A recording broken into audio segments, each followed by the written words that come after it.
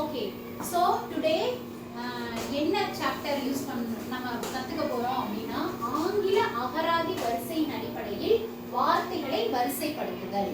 சரியா? மேத்ல இது வந்து அனதர் டாபிக். நேத்து ஒரு டாபிக் பார்த்தோம்ல, இது வந்து நெக்ஸ்ட் டாபிக். சொல்லுங்க.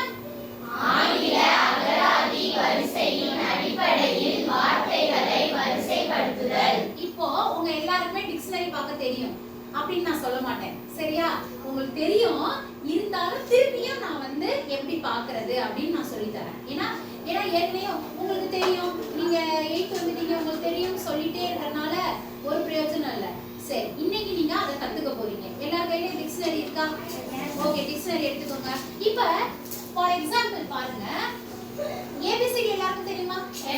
நேத்தே ஒரு கணக்குல வந்து நம்ம வந்து பார்த்தோம். சரியா? ஏபிசிடில வந்து தொடரை வந்து எப்படி வந்து எழுத்து தொடரை நாம கண்டுபிடிக்கிறது அப்படிங்கறது பார்த்தோம். அதனால உங்க ஏபிசிடி தான் தரவா இருக்கும்.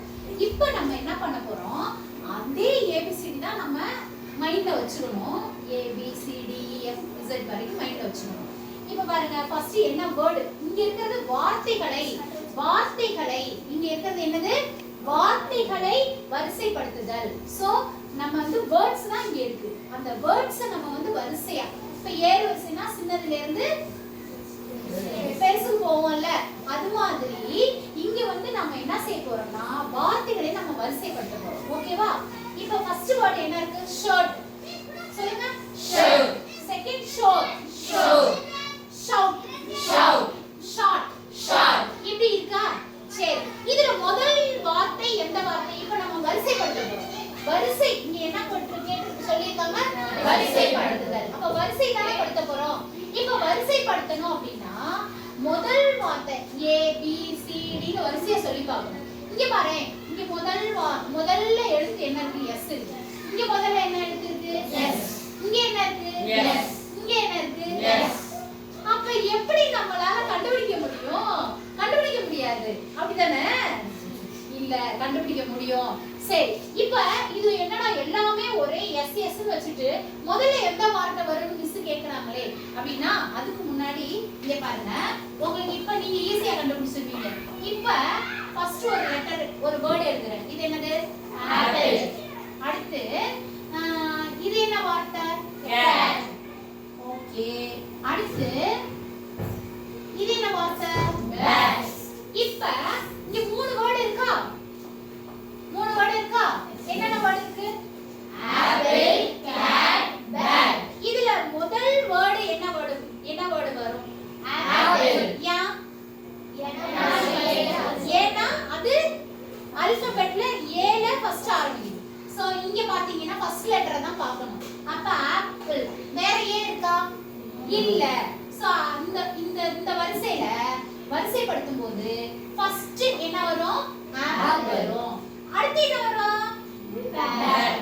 ஏன்னா ஆல்பபெட்ல அடுத்து ஏ அடுத்து என்ன இருக்கு? பி இருக்கு. சோ பேட்ன்ற வார்த்தை வரும். பேட் அப்படின்னு சொல்லிட்டு நம்ம என்ன செஞ்சுக்கிறோம்? எழுதிறோம். அடுத்து என்ன வேர்ட் வரும்? கேட். கேட். ஏன்னா பி அடுத்து என்ன இருக்கு? சி இருக்கு. சோ கேட் வரும்.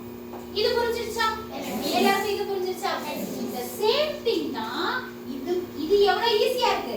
ஏன்னா இது மாறி மாறி வந்தது இல்லையா? ஃபர்ஸ்ட் லெட்டர் என்ன வந்தது? A B அப்படி மாறி மாறி வந்தது. அதனால ரொம்ப ஈஸியா ஆயிடுச்சு.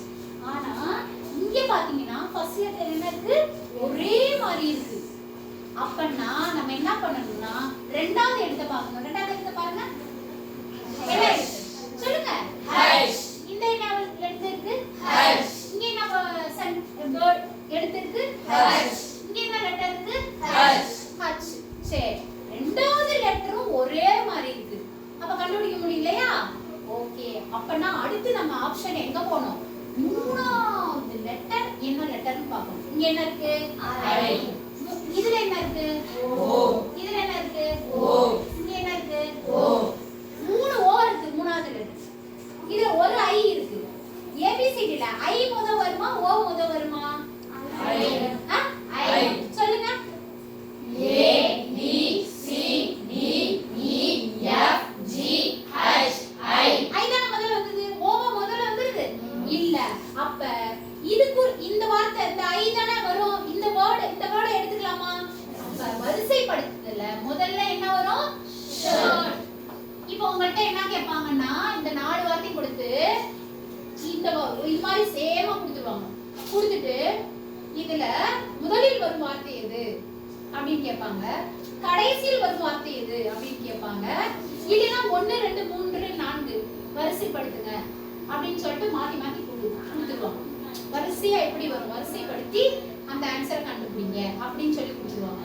அப்ப நம்ம என்ன செய்யணும், கரெக்டா நமக்கு தெரிஞ்சாதானே போட முடியும். இது தெரியும் தானே, இப்ப ஈஸியா இருக்கா. இப்போ ஷர்ட்னு சொல்லியாச்சு. சரி ஐ அடுத்து 3 ஓ இருக்கா பாத்தியா, இங்க இங்கேயும் ஓ இங்கேயும் ஓ இங்கேயும் ஓ அப்படி இருந்ததுன்னா அதுக்கு அடுத்த வார்த்தையை பார்க்கணும். அதுக்கு அடுத்த லெட்டர் என்ன, ஆர். இங்க யூ. இங்கேயும் ஆர். அப்ப ஆர் முதல்ல வருமா யூ முதல்ல வருமா, ஆர். அப்ப 2 ஆர் இருக்கு, இருக்கா 2 ஆர் இருக்கா. அப்ப 2 ஆர் இருந்ததுன்னா அதுக்கு அடுத்த வார்த்தையை பாரு. சரியா, என்ன இருக்கு இங்க ஈ. அங்க என்ன இருக்கு ஈ. அப்ப எது முதல்ல வரும், ஈ. சொல்லுங்க. ஷோ. அப்ப அந்த வார்த்தையை எடுத்துக்கலாமா, எடுத்துக்கலாமா. ஓகே, அப்ப இதுக்கு அடுத்து ஆட்டோமேட்டிக்கா என்ன வார்த்தை வரும், ஓ. இங்க ஓ இங்கேயும் ஓ இங்கேயும் ஓ. அடுத்து இங்க வந்து ஆர் தான் முதல்ல வரும். அதுல ஷோர் முதல்ல வந்துருச்சு. அடுத்து என்ன வரும், ஷார்ட். ஓகேவா, புரிஞ்சிடுச்சா. Yes miss.